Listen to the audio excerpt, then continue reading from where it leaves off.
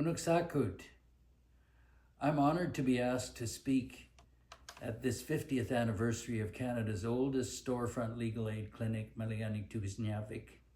Thank you very much for the invitation to be with you here tonight.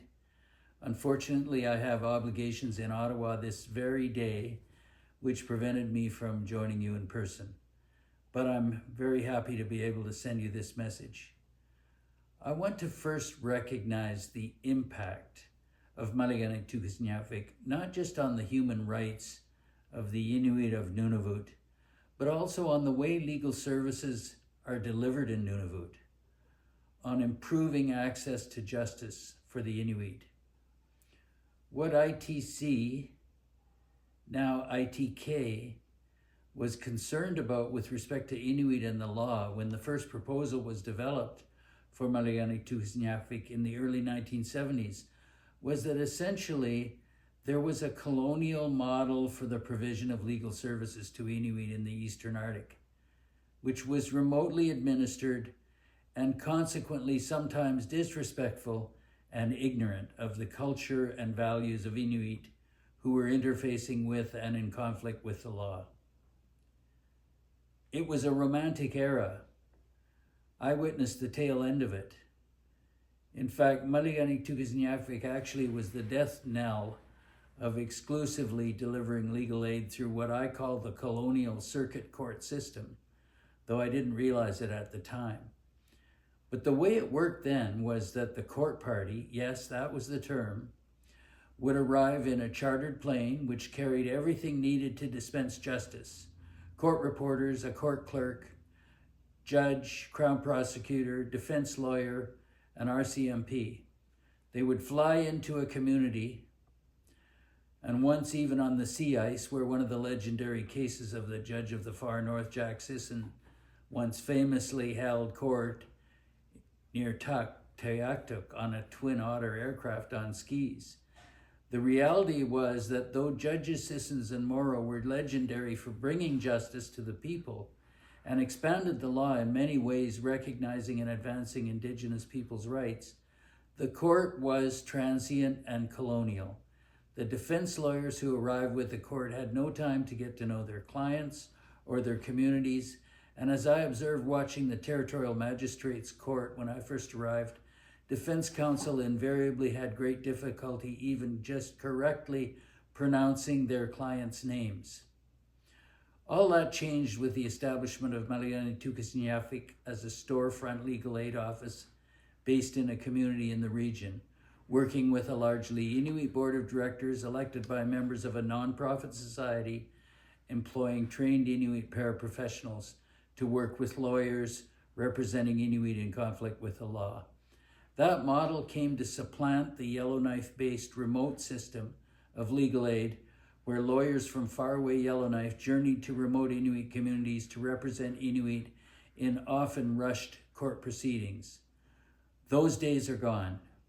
The basic idea behind the ITC proposal was that resident lawyers would work with Inuit paraprofessionals and get to know the communities and the people they served. After the first year, which was a pilot project, the federal and territorial departments of justice evaluated the regional legal aid service model and recommended that it should be the primary means of delivering legal aid and publishing information about legal services. And the Nunavut Legal Services Act formally recognizes in Section 17 the role of regional services committees as vehicles for the delivery of legal aid services in Nunavut. And I was privileged to be Minister of Justice when those changes were made in the Northwest Territories, changes which Nunavut inherited and adopted. And those services have expanded from criminal and family law to civil law. And it's astonishing to me to see the growth of MT over these 50 years. You know, budgets aren't the only measure of success, but think about this. We started as the only legal services clinic in 1975 with a bare bones budget of $75,000. My salary was $20,000. And at a glance in 2023-24, I see that the Legal Services Board budget was $16,480,000. Folks, You've come a long way in 50 years.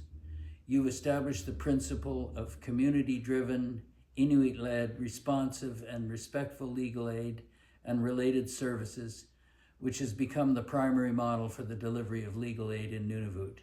You have educated the public about the law and have been influential in law reform.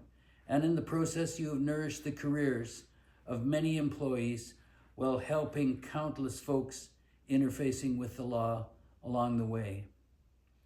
So since this is the 50th anniversary, and sadly not many of us from those early years are still around, and my right hand for many of those years, Mally Curley, passed away now 4 years ago, at the age of 75, I thought I would share some stories of the people who created credibility for Maliani Tugasnyafik. Of course, primarily the board members, such distinguished people I was so privileged to have worked with and learned from. David Munich was the first chair, Harry Killabuk, Josie and Elia Papatsi, Marcus E. Peter, Anawak Arnakak, and Jitalu Kakik, who is still with us and I understand here with you tonight. But MT was also the first legal aid organization to train and employ paralegals, paraprofessionals, who worked with a lawyer but also could represent people in court and other words. So I want to tell some stories about those folks I work with. First, a bit about myself. When I did run for MLA in Frobisher Bay in 1979, I decided I'd develop a platform which would include working for the creation of Nunavut along with settling the land claim. I also promised to work with hunters to improve the beach access, CJAC. My main opponent and the incumbent territorial councillor was not supportive of the Nunavut proposal. He predicted that Nunavut would be a welfare state with no resources. I'd only been in town a few years. I arrived in 75. My opponent had been there since 1953, but I knew a lot of Inuit families in court because of my work with Maliganik Tugasnyafik in JP Court. At that time, the liquor store was open and there were a lot of kids in JP Court for minor consume and B&Es for liquor, so I got to know their families. And I also had the privilege of working for very prominent Inuit leaders in the community. I remember the first question Marcus E. Peter asked me at my very first board meeting was, "So you're a lawyer." I was the first resident lawyer in town. Marcus E. probably knew other lawyers as one of the folks who flew in and out with the court plane, bought a few carvings, and then left on the court plane the same week. So he asked me, "What can you do for us?" My goodness, what a profound question. I was completely taken aback by that question. So by the time I decided to run for MLA, I knew those elders very well. With the help of my then partner, Murray Oviluk, an informal meeting was held to discuss my candidacy. Jitalu Kakik was there, the late Josie Papatsi, Marcus E. Peter, and others. They told me, "We will support you and vote for you because we know you know how to work the system. You know how to make changes. But there's one condition. Just because we vote for you does not mean you are the leader. We are the leaders. We will tell you what to do." I agreed, and I never forgot that admonition and solemn promise made to them. Most of them are gone now, though I'm very happy Jitalu Kakik is still with us. And I think it's a huge advantage to have so-called lay people on a board of a community-based organization like MT. We had a senior territorial official on the board because they were contributing funds, and we shared space with the then fledgling Baffin Region Inuit Association, so we were closely associated with an affiliate of ITC, our other sponsor. And so I got involved with the Nunavut proposal through Maliganik Tugasnyafik from its earliest stages in 75. Though the concept had originated with Tagak Curley in 1971 when he formed ITC. That was thanks to MT. So I got elected against a longtime resident of town who was the mayor and owner of the biggest convenience store in town and a pinball parlor and snack bar, T1, and against a prominent Inuk elder, even though I was a relatively newcomer, because of the grassroots support I had amongst community members who I had got to know and work with at Malianik-Tuzinjavik. Now, about the people I work with. The best tribute I can pay to Mali Curley is what I said in the Senate of Canada in a statement to pay tribute and mark her passing. I know Mali would have been scornful of me for doing that, but Mali's bark was always worse than her bite. So here's what I said in the Senate of Canada as a tribute to Mali. I rise to pay tribute to Mali Curley of Iqaluit, a longtime court worker, expert interpreter, and respected elder who passed away recently at the age of 75. Mali was one of my first employees and a mentor and guide in understanding the Inuit language and culture, when together in 1975, we worked with the local Inuit board to establish Iqaluit's Malianik-Tuzinjavik Legal Aid Clinic, now one of Canada's longest running legal aid clinics. She's been a close and dear friend ever since. Established on a pilot basis as an initiative of Inuit Tapiritsat of Canada to replace the colonial fly-in, fly-out legal aid services offered through the circuit court system, the Inuit-run project successfully proved the worth of storefront regional clinics, which were accessible to Inuit in conflict with the law and featured trained Inuit paralegals who worked alongside lawyers to better serve Inuit. Now, the model which is employed today for delivery of legal aid in Nunavut and the NWT through regional clinics. The clinic had a mandate of public legal education and law reform as well.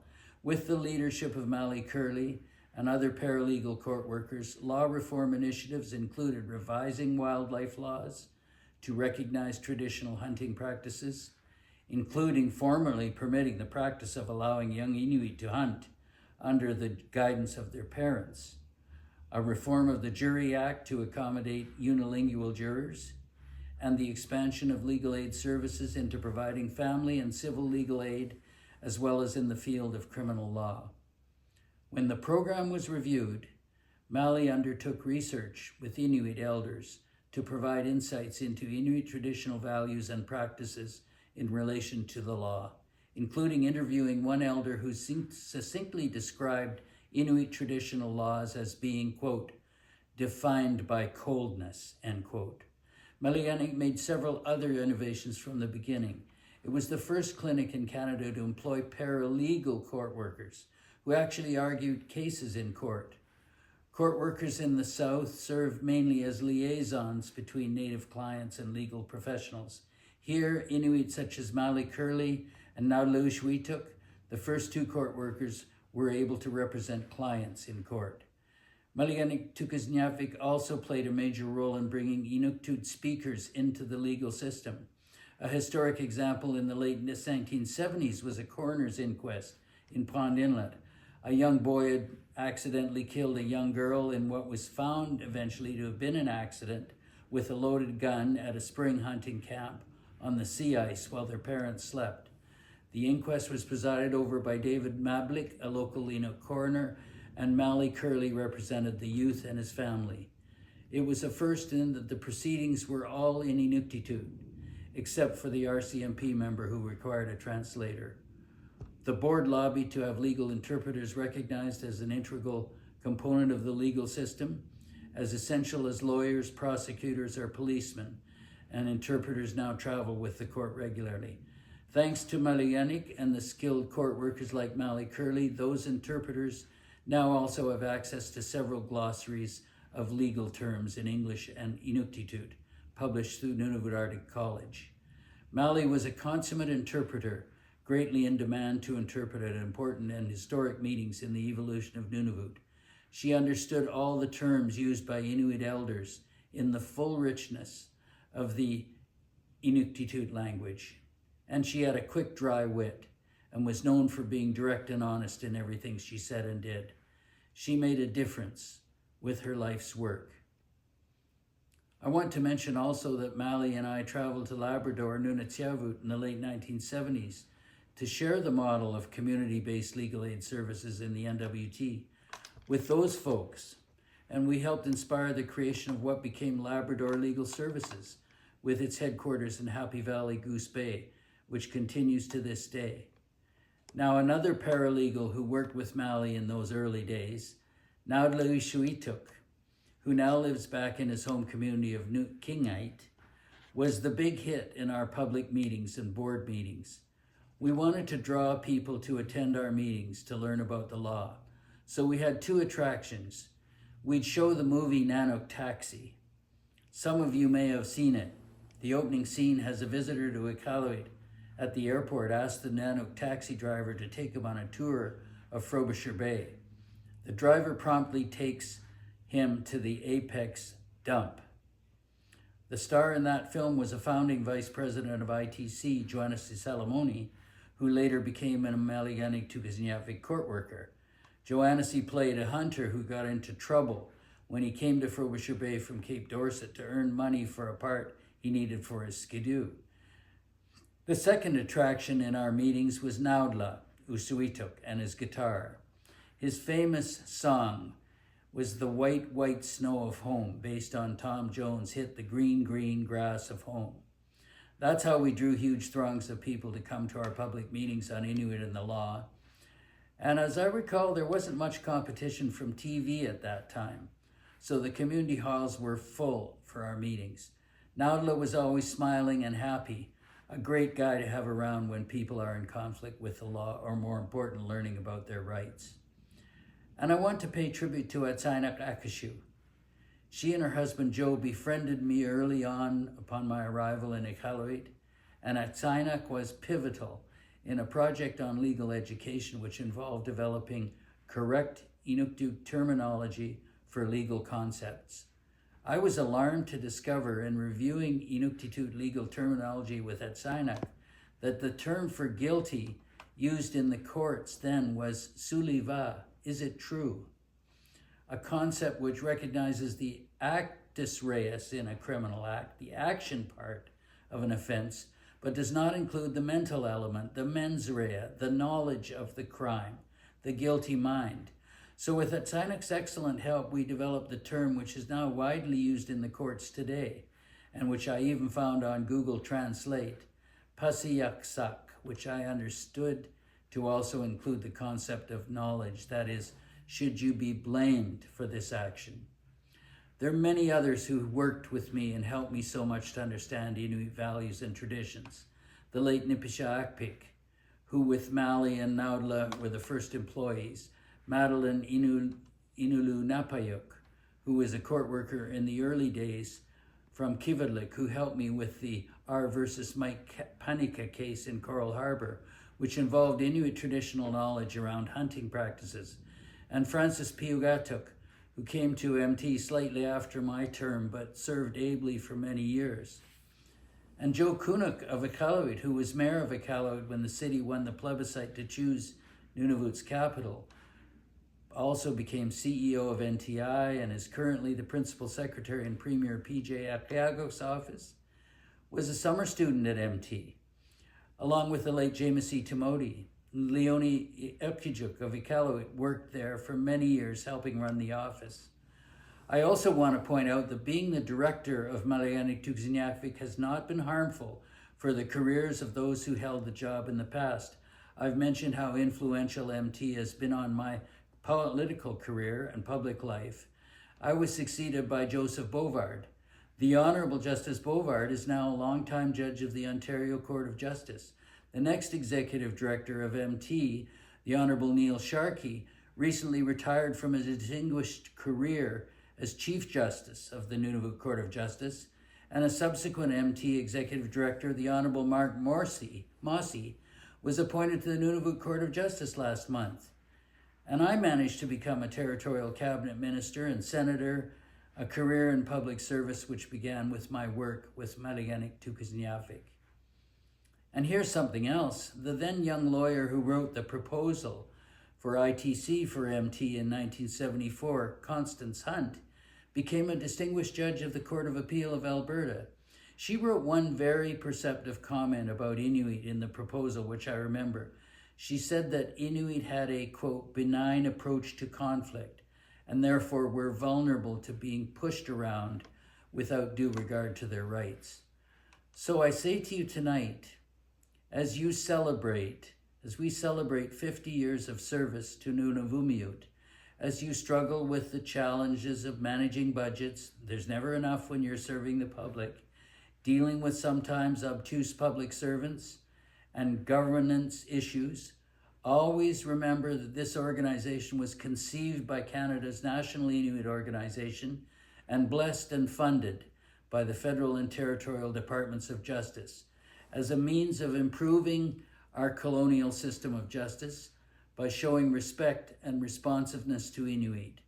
Thank you for the work you do in service of our communities. Be mindful of the legacy of Maliganig Tugisnyakvik and proud of the important work you do. And congratulations on 50 years of dedicated service. Thank you, Kuya Namigalak.